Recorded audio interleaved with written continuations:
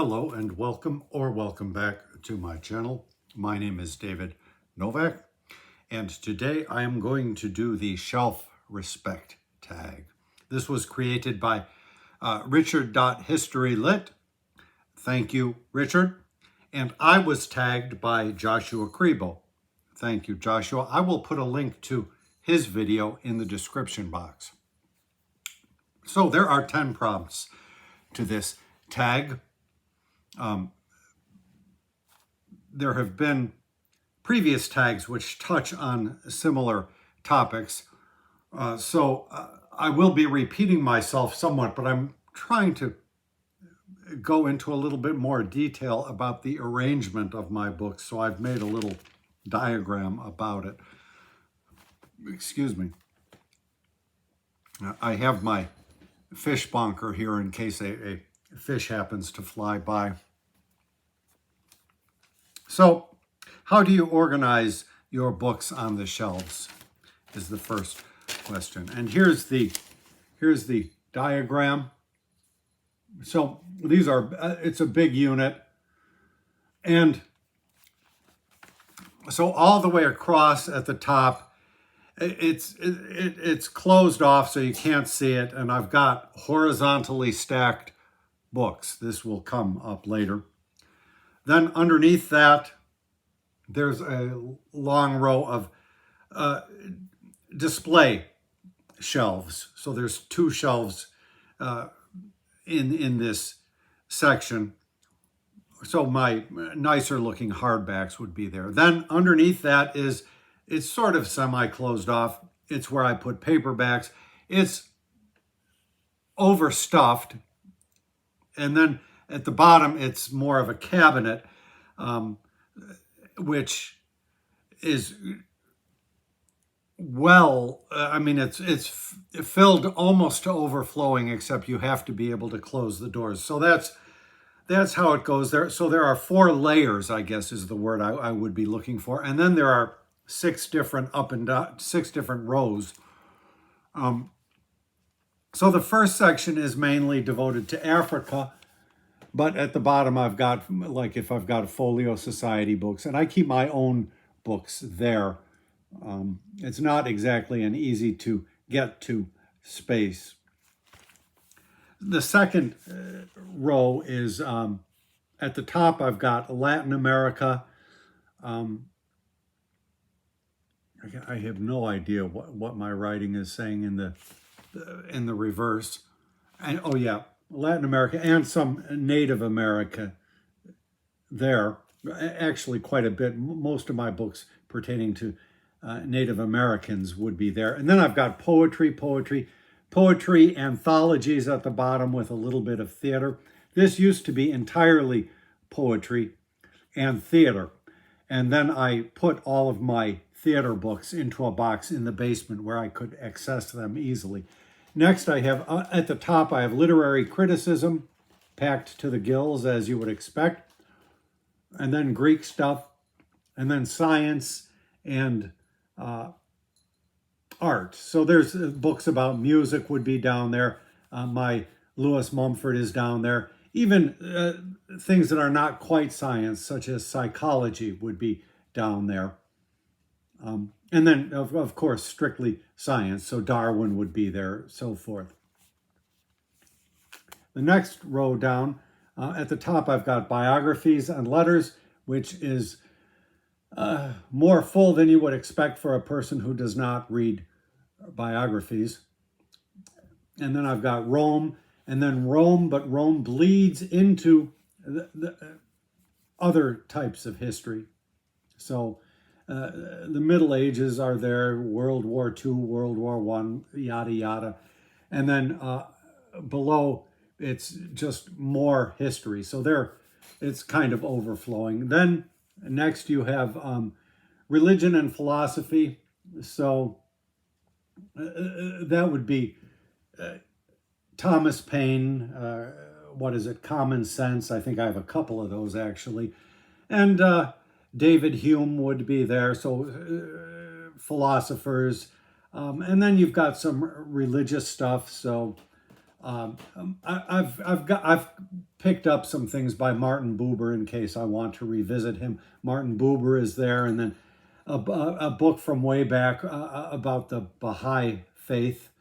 And so that kind of thing is up at the top. Hannah Arendt is up there. And then we move into novels and fiction, novels, fiction, and down here. So it's all dedicated to that. There are some in the display area. There are some other books that I have. Is it John Hope Franklin, the historian? Can't remember if that first name is right, but the middle name is Hope, last name Franklin. I have a big omnibus of Lincoln that is there. The Library of America Lincoln is elsewhere. So then in the next row, at the top, I've got American history. So there's some Native American up there as well. And then Asia, and then this is divided between Asia and then sort of overflow. And then I have where some other things are. So elsewhere, I have Library of America books behind other books. And I did that so that I know where they all are. For me, it's more important to know where something is so that it's locatable. None of the stuff is easy to access. I just don't have the space for that. So if I know whereabouts it is, then I have to go and move all kinds of books, and then I can locate the book that I need.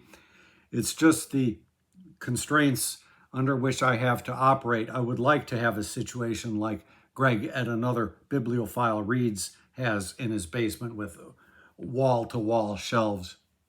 It's not something that is doable at this time or in this current location.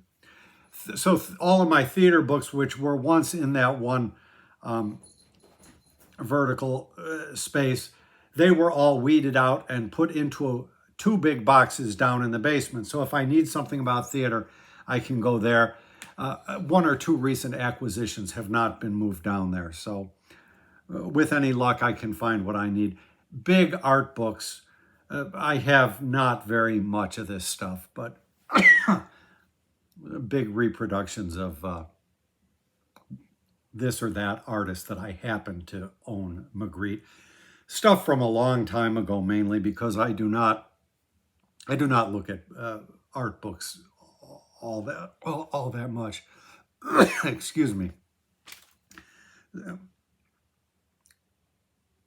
Then there are select authors in the basement. So I've talked about how I have a bunch of books by Gary Wills. After this recent one that I just read, I'm not so sure about him, but for a long while at the clearance shelves at Half Price Books, just about everything he wrote came through for $2.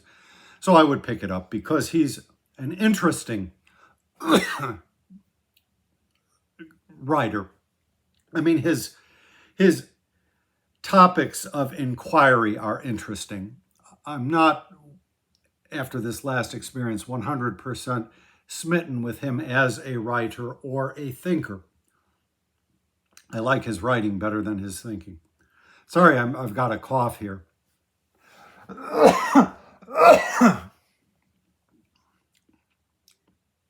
I tried to do this before and then ran out of space and then had to do something else, and then I needed to jam some food down my throat before I could resume this. And so it's that recent bunch of food that is causing me to have this coughing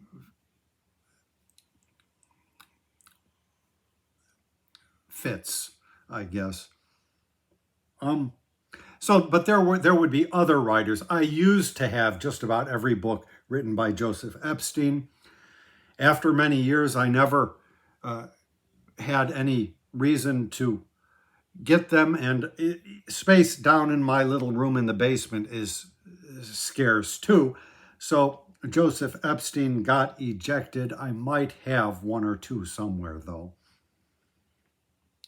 I Used to have, and I don't know if I still do or not, a whole bunch of books by Sidney Harris. He was a columnist for the Chicago Daily News, I believe. An important writer to me when I was young. And then I have all of my Chinese language books down there. So that's it in brief. Trying to, I would show you the pictures, but it's really sort of embarrassing to have books piled up that much.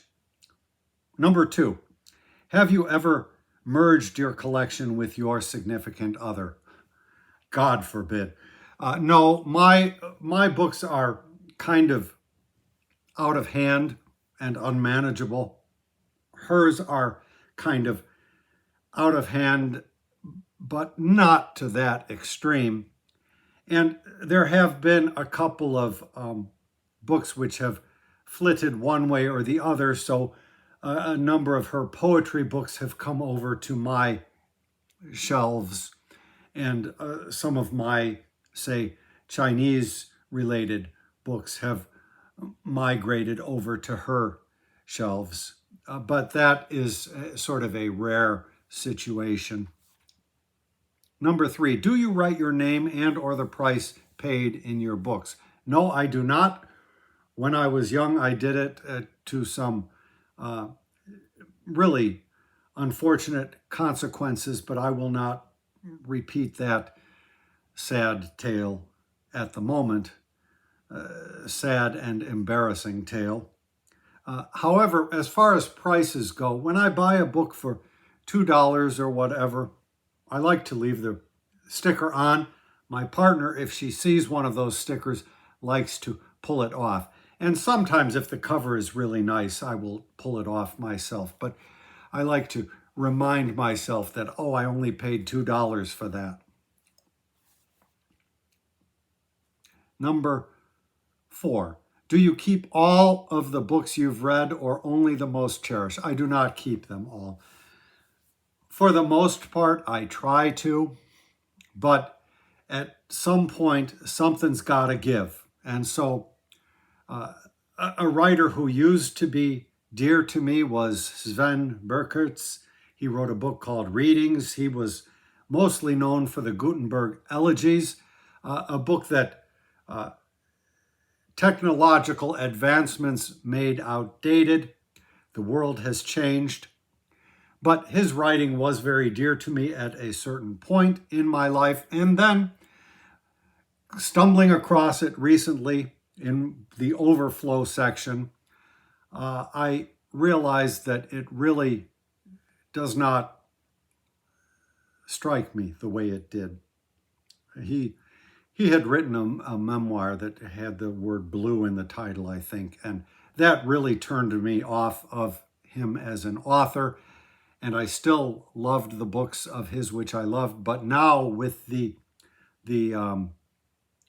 addition or the accumulation of time in between, I realized that his books just do not need to be taking up the space which some other author might be more deserving of. A long-winded way of saying something. I try to keep these books though, but it just can't happen. I said Joseph Epstein got ejected as well, and there have been others.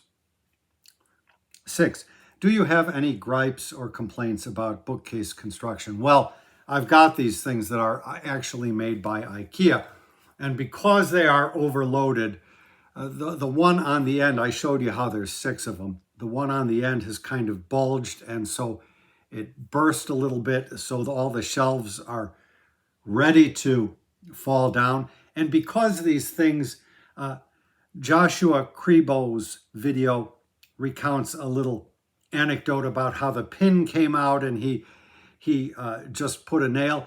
Well, these IKEA things are not made out of wood. And so the integrity of the piece itself is not there. It's like cardboard, a fancy cardboard. And so there's no way to really remedy the situation, I've propped up the shelves with little like braces and stuff inside, but it's all very ad hoc. Possibly if I removed every single book and made a big project out of it, I could come up with some kind of way to restore the integrity to that end unit. But the doing of such might lead to a scandal in the household, which I would rather not have occur. Now, the other ones, the one at the opposite end has not been affected, and then the ones in the middle, by virtue of having shelves on either side, they are supported just by the pieces on each side of them. So that the old, so a nice set of built-in old-fashioned wooden bookshelf units would be wonderful. Barring that, even this type would be good if I did not have to double up everything so much. I mean, double and behind and on top. It's just too much.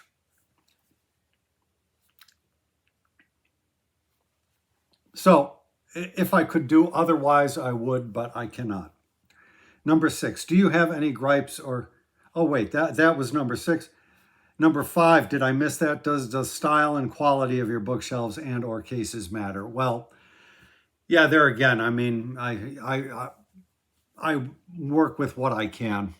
I don't need to go into any more detail. 7, do you ever stack books horizontally? Yes, I do.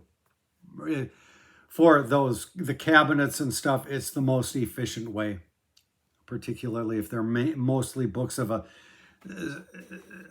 single size. So the bigger ones will be in the back vertically like this, and then in front I'll have them stacked, and I can pull them out and look at the spines on the side so I can hopefully locate something that I might need. It's not ideal. I understand that John Frederick Nims had a shelf that was built in a closet in his apartment, a Chicago apartment, that was so well designed. Henry Petrosky wrote about it in one of his books. It's a book about books. I wonder what sort of setup John Frederick Nims had, but we will never know at this point. I'm sure whoever got the apartment after him cleared it out. Number 8, what are your 5 favorite jackets or covers? Well, I'm just going to show some nice ones. I'm going to exceed 5. This is a weird thing. Now this, I think this is Everyman's, which is, Joshua was saying that he likes Everyman's. I like them too. I'm not, but this particular edition of Herodotus I love, and I would see it now and again coming and going at the store, and I took off the price apparently, and my understanding is that this translation is not a very good one, and so I don't know that I will ever read it, but I just love the book. I love the color, just everything about it, and the book itself is very nice. So I just lovely. I'm not going to show. I agree with Joshua in all of his imprints that he likes. I like all of Oxford. I like all of Penguin with a caveat, which will come in a moment. I like Library of America and so forth. Another book, I love this. It was in vogue for a while, the old-fashioned way of using typography. So something like this to me is just lovely. Other people cannot stand this, and I have a few good varieties of this. I think I have better than this, or had, but this is the best I have on short notice. But I love to see words put together this way, where the words that should be smaller are smaller, and the important words are larger, and everything kind of fits nicely. So that's one. Now, this is just my copy of The Art of War.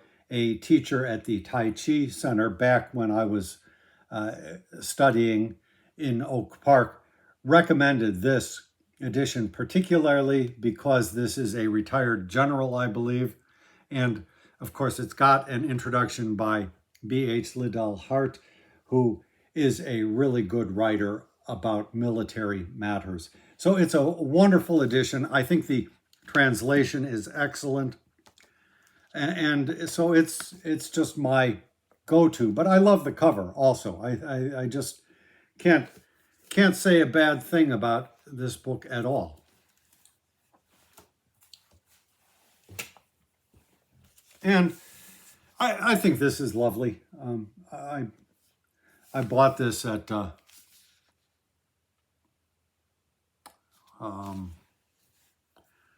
the Getty Museum in California, but not the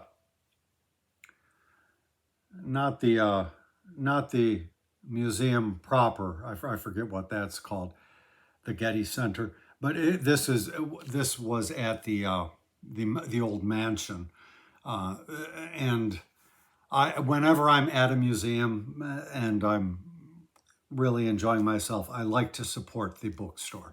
And so this is a book that I bought brand new because it was just out at the time. And then I let it sit unread for a long time, but I finally did accomplish it. But I just think it's a gorgeous cover all around. To go back to old days, this is just the classic Wallace Stevens collected edition. I bought this at a Crocs and Brentano's. It was $3.98. I don't know if you can still see that. I left the price sticker on. Crocs and Brentano's is no more. It says $2.89. Does that mean I bought it in '89? It's possible, if Crocs and Brentano's. It's just a really great cover. I mean, the back is okay, I guess, but really classic. And then to give my last exhibit, I love the Penguin Pantone editions. So these are the only two that I have.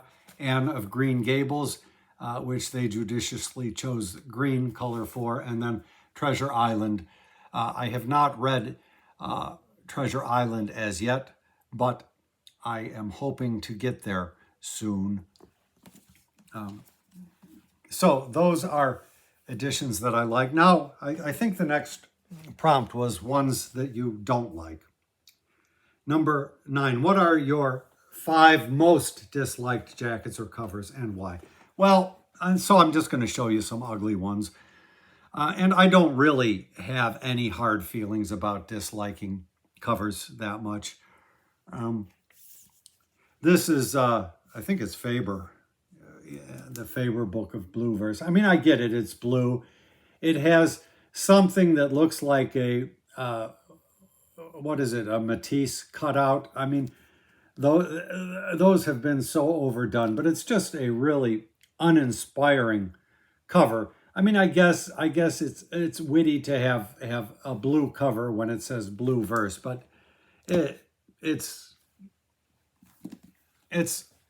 uninspiring to me. Now, Joshua pointed out Modern Library, and I would absolutely agree with him. I just grabbed this one because it's really kind of ugly. Whatever this is, sort of a grayish bronze or something. I don't know. Green. There seems to be a little green tint. It is what it is. Now, I've been reading the Harvard series of books about Imperial China. I think that set just has awful covers. Look at this.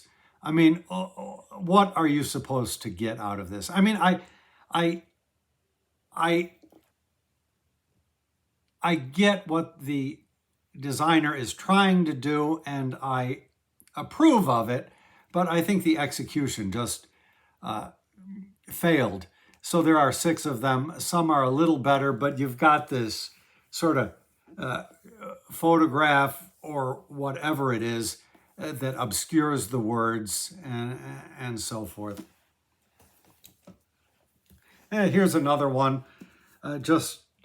I've never been able to stand it. It's just using it's a historic photo, but it's kind of indiscriminate. So it's called the Lapsley Saga, and so you can see that's the name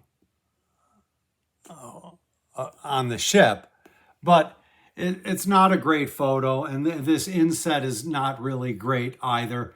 I think something better could have been come up with. Oh, it's even a wraparound. Look at that. Yeah. I guess I might appreciate it more if you look at the wraparound, but I really don't care for the insets, that sort of thing. Now here's one, and you see this often enough. This is Momigliano, and the type is really unexceptional. It's kind of blah, and then they certainly could have done better. The weird interspersing of italics and with the all caps is just kind of weird. It may come from the same period as that Finley book that I showed you, but it's not handled very well. But then this you see, I have other books where it's like they just took some wallpaper and smacked like a plate on top of this wallpaper. It's as though they pulled something out of one of those Dover books of wallpaper, really uninspiring. And the background, it wraps around to the side, and then on the back you have this, which is also very uninspiring. You would not think that the University of Chicago Press would do something so ugly, but so it is. Oh, I've been reading Dragon Carving and the Literary Mind, however you want to say it, and I have a whole set of these books, and I just hate them. I hate the covers. It's another case of like a blurry photograph. It looks like some kind of a waterfall. For what purpose? This is another one that I hate. I've shown it as well. This is a book of essays about Moses Finley. And why did they put this up here? There exists photos of M.I. Finley. Why not put one of him on the cover a la Wallace Stevens? That would have been very nice. But this shows his different books. These are different titles by him. And what is it trying to tell you? I don't know. No explanation.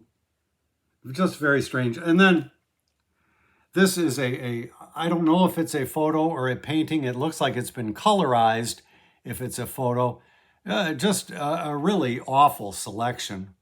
Cambridge. Usually Cambridge is better than this. Well, this is one of those high-priced books, so what do you want? And then we will get into, I agree with Joshua, I like Penguin. This is very classic. I like Oxford as well, if not a little bit more than Penguin. Oxford World Classics, I think. This is really wonderful. This is typical, standard.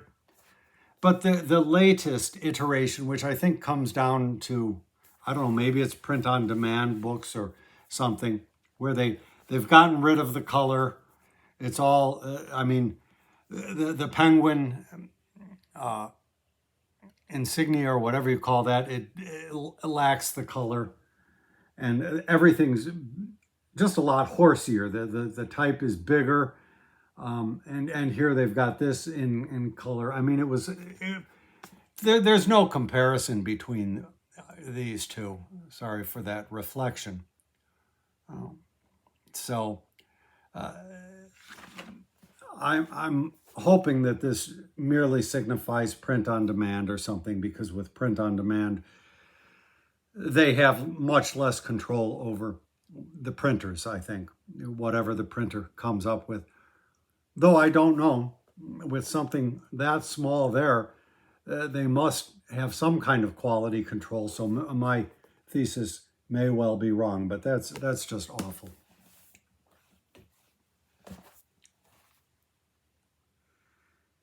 And number 10, is there such a thing as too many books? Well, that does not get specific enough. Too many books for whom or for what? Of course, there are too many books for my current shelving situation, but otherwise, I don't think that there could be. With an unlimited shelving situation and unlimited amount of time and some sort of classification system that works, no, there would be no limit. So that is the end of the tag. Thank you very much for stopping by my channel.